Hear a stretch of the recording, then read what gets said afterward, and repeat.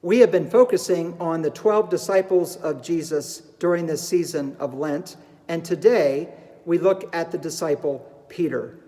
This is the week, Holy Week, that we hear the story of when Peter denied Jesus 3 times, which is why I chose this Sunday for him.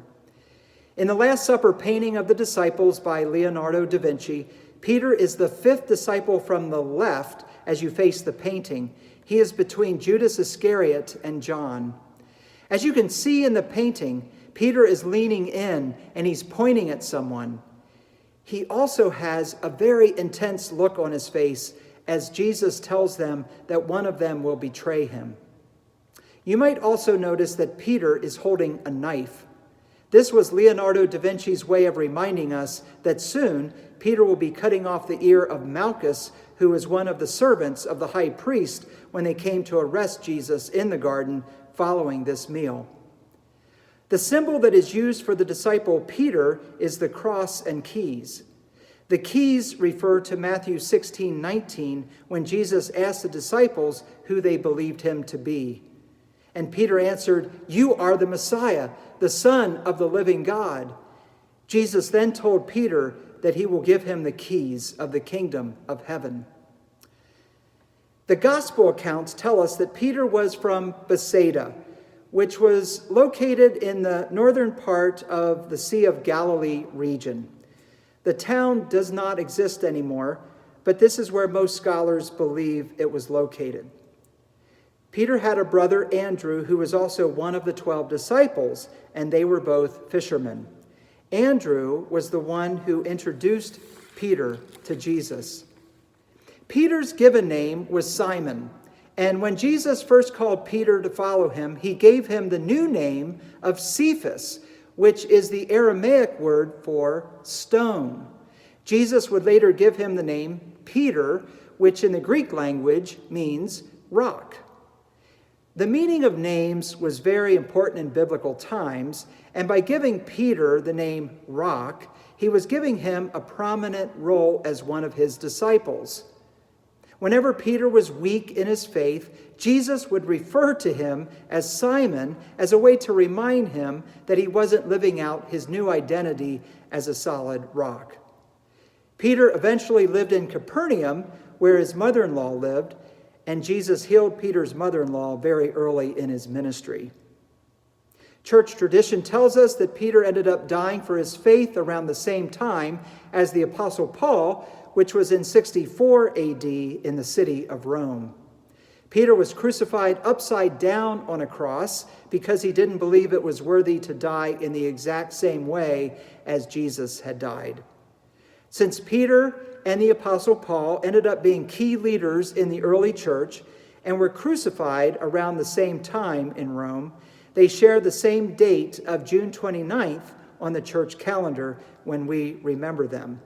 Peter was known for his ministry to people who were Jewish, and the Apostle Paul was known for his ministry to people who were outside of the Jewish faith, the Gentile world. It is believed that Peter is buried at the site of what we know as St. Peter's Basilica in Vatican City. Approximately 250 years after Peter was killed for his faith, Emperor Constantine had a church built on this site. You might recall from the news about 7 years ago, Pope Francis put what is believed to be the bones of the disciple Peter on display. These bones were discovered from an archaeological dig that began in 1939.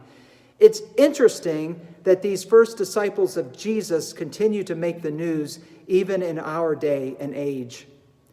Since there is so much that can be shared about this disciple, I have chosen to summarize who Peter was and what we can learn from him by thinking about the highs and the lows of his life.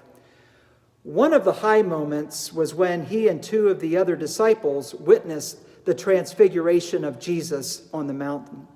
We are told that Jesus appeared on a mountain with 2 figures from the Old Testament, Moses and Elijah, and he was transfigured before them. What an incredible experience that must have been for Peter. Now, contrast that high moment with the time when Peter was in the Garden of Gethsemane with Jesus. Jesus had asked Peter to pray because the hour was drawing near when he would be going to the cross. When Jesus came back to check on Peter, he found him sleeping, and he said to him, "Simon, are you asleep? Could you not keep awake 1 hour?" Notice that Jesus called him by the name Simon instead of the new name he had given to him, which was Peter, meaning rock. It was a reminder that he wasn't living up to his new identity.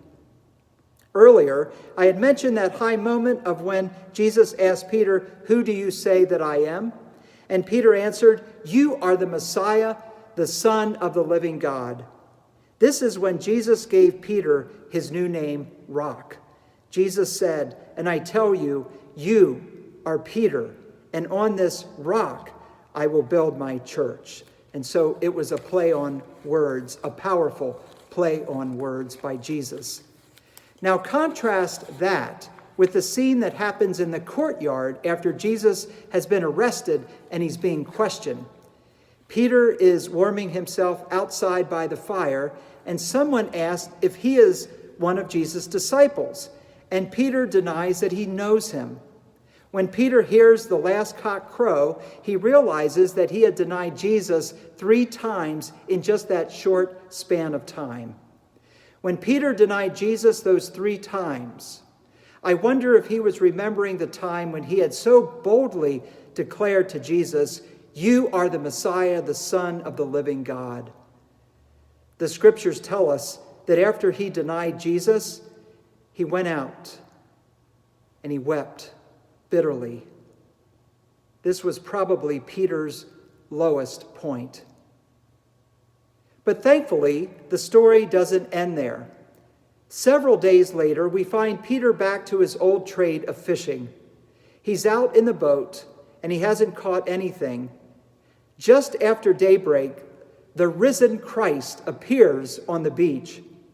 When Peter recognizes that it's Jesus, he jumps into the water and swims toward the shore. This was now the 3rd time that Jesus had appeared to the disciples after the empty tomb. Jesus asked him, "Simon, son of John, do you love me?" By the way, notice that Jesus uses the name Simon instead of Peter. And Peter answers, "Yes, Lord, you know that I love you." And Jesus tells him, "Feed my lambs." He asked him a second time, "Simon, son of John, do you love me?" And again, Peter answers, "Yes, Lord, you know that I love you." And he says, "Tend my sheep." Jesus asked him a 3rd time, "Simon, son of John, do you love me?" All 3 times, Jesus uses the name Simon. How painful this must have been for Peter to be reminded that he had denied Jesus 3 times. For this 3rd time, Peter answers, "Lord, you know everything. You know that I love you." And Jesus tells him, "Feed my sheep." Jesus doesn't ask him the same question 3 times just to make Peter feel bad. Jesus is helping him to not give up and to be the disciple that Jesus has called him to be. Notice what Jesus tells Peter to do after each of those 3 questions. He tells him to feed and tend his sheep. Jesus wants Peter to know that his discipleship isn't over. It's just beginning. He is to help carry on the ministry that Jesus has started. And this time, the Holy Spirit will be there to help him share the good news of Christ. And that is exactly what Peter ended up doing. He became one of the key leaders of the early church. And so these are the high and low points of the disciple Peter. They show us that even when we stumble and fall in our walk with Christ, we can always begin again. Jesus can help us overcome our past so that we can continue to live for him and live up to our name. As we conclude our focus on the disciple Peter, I do have one more story that is too important not to mention about him that we find in the scriptures. It's the story of when Peter walked on water.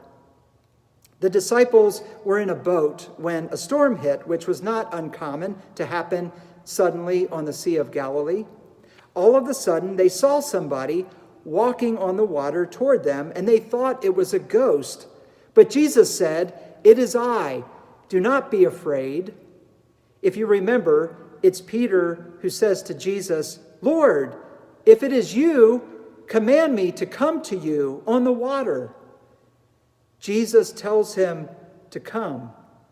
And it's the next line that is what I'd like us to remember most about Peter. It says that Peter got out of the boat and started walking on the water toward Jesus. We tend to focus more on what happened later in this incredible story. We remember that Peter became frightened and he began to sink. But that's not the part of the story that I want us to remember the most. The most important thing that I want us to remember about the disciple Peter is that he was willing to get out of the boat. He was willing to leave the safety and security of the boat in order to follow Jesus. Even after he started to sink, Jesus was able to save him. But the important part was that he got out of the boat. In what ways is God calling you to be like Peter and step out in faith? Maybe now is the time to get out of the boat like Peter and follow Jesus.